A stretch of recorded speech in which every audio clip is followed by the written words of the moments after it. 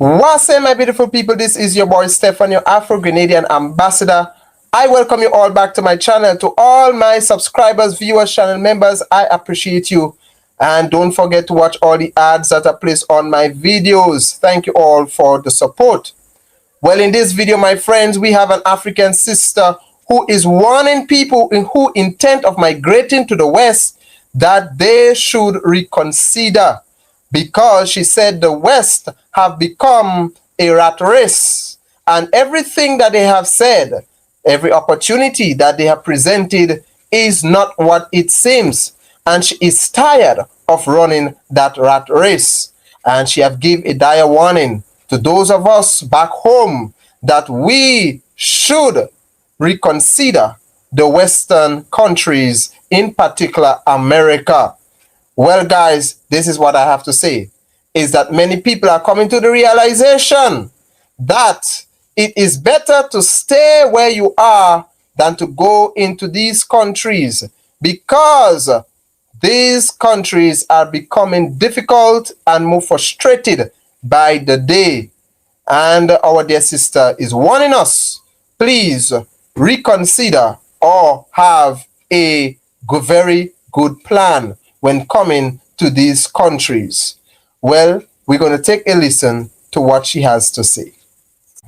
The American dream that is sold to us, to me, I thought the American dream, like as soon as I came to America, things are going to be easy, everything was going to be smooth. And that's farthest from the truth. In my own experience is life has been very difficult for me here in the US.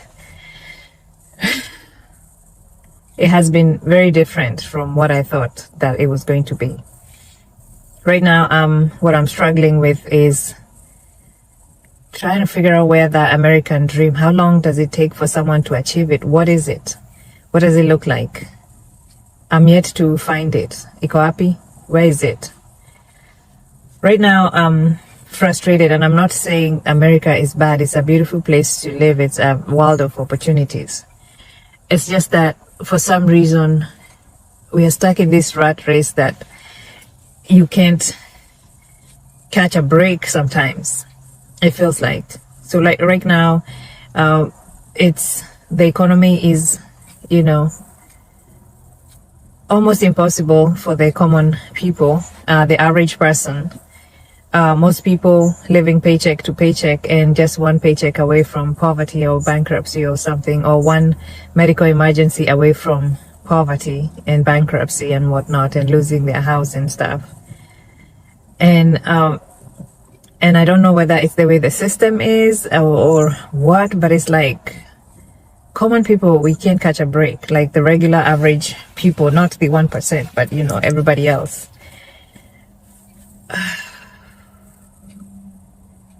And the frustrating thing for me, like right now, is the feeling of overwhelming. Like I'm also overwhelmed by life itself. It's like it's nonstop. And I know I should feel privileged because I'm in the US and I have more opportunities than many people.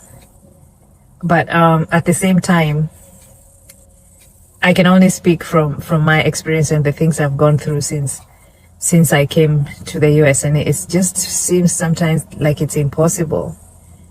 And it's so overwhelming to a point where you're like, okay, I just need the world to stop so I can get off the world and go on vacation from this world. You know what I mean? And especially the parenting part. Parenting here in the US, I don't know, parents, how are you doing? Parents of immigrants, or parents coming from other countries and settling here in the US.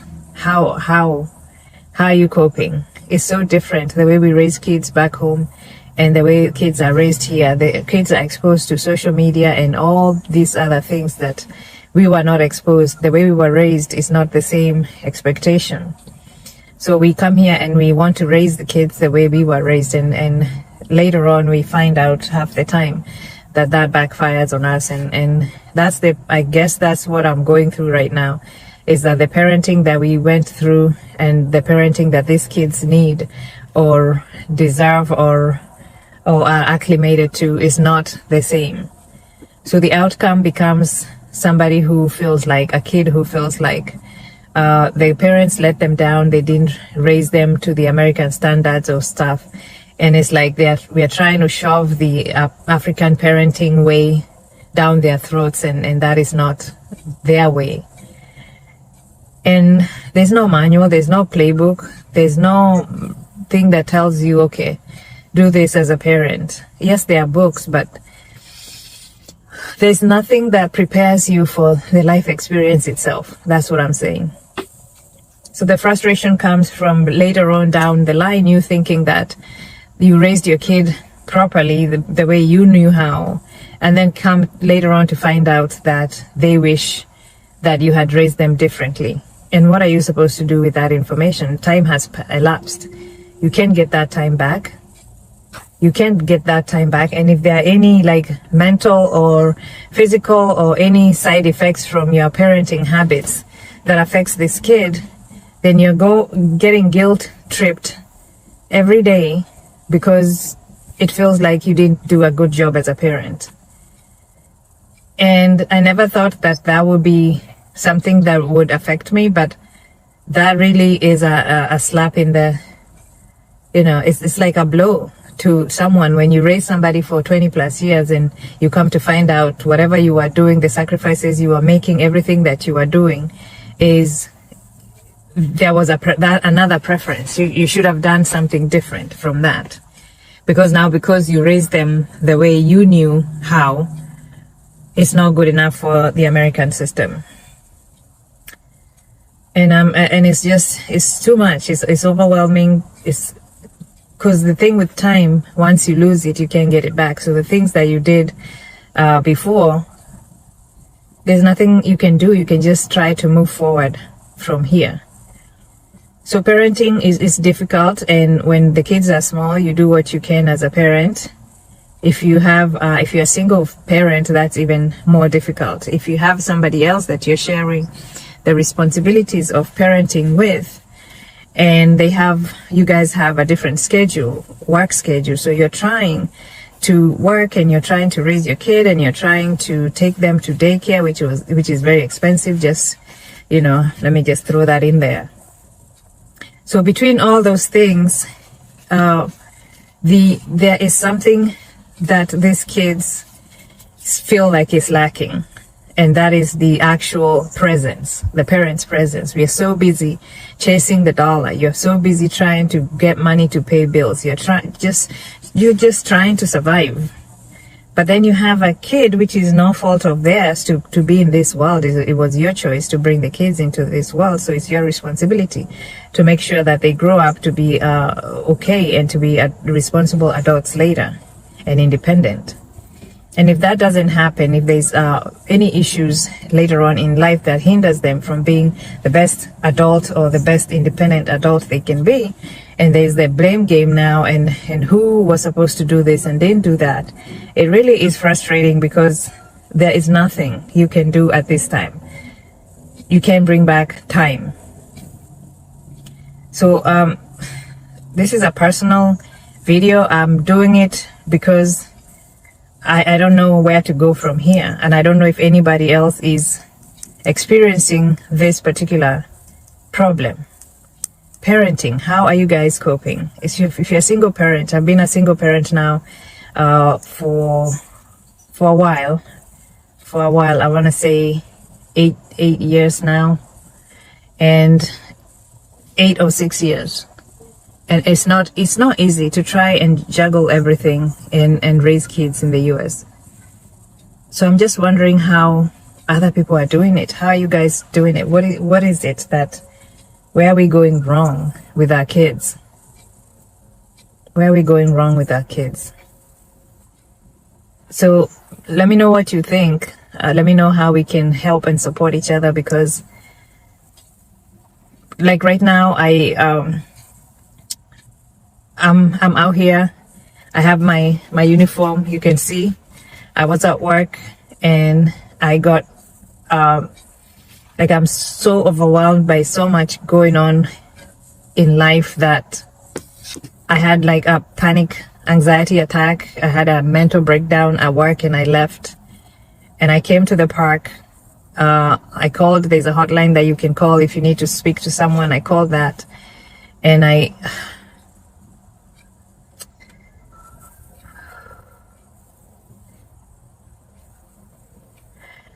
came to the park just to walk it off and to see if just walking and just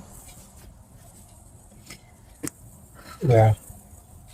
to see if that helps any. Yeah. And yes, we do therapy here, so I have scheduled a therapy appointment just to have an outlet to talk about my issues that are affecting me here in the US as a single parent, and also just not even just as a single parent, as an African parent trying to raise an American kid. Guys, you can feel the pain, the frustration, and as she has honestly said, she is in America, but she's stuck. She don't know where to go from here because things have drastically changed. And in her video, she's warning those of us who are back home, basically indirectly telling us, do not come to that place. Do not come to America. And if you do come, make sure you have a very, very good plan. Because, as she said, it's difficult raising children there.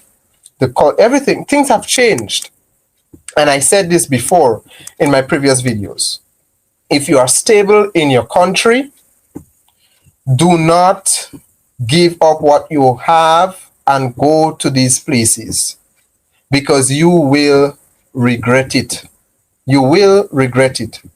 If you have a stable job, a stable home, your land, you are stable in your country, stay in your country. You can go and visit. If you want to go and visit and come back, that's okay. But stay in your country, because a lot of people have gave up a lot of the things that they have acquired in the country for no reason at all. I guess maybe it's America, it's England. They want to go in the big world. And they went in the big world, and a lot of them is returning back, with their minds bombarded. A lot of them have mental breakdown. They are not in the same mind. They don't have the same mind that they once went with. A lot of them coming back mentally ill because the things that they have gone there to do did not pan out how they expected it to go, and they were not prepared to deal with the obstacles that came their way. Not all that glitters are gold. Not all pastures that look green is green. You can have a good life and a better life in the Caribbean, in Africa. These people have lied to us and tell us that the dream is reality over there in their country. But as you hear the sister is saying, this American dream, this Canada dream, this European dream is all but a fantasy world. It's not real. It's not real. It looks real, but it's not real. So guys, let me know what are your thoughts in the comment section below. Thank you for watching. God bless you. Take care. Until next time.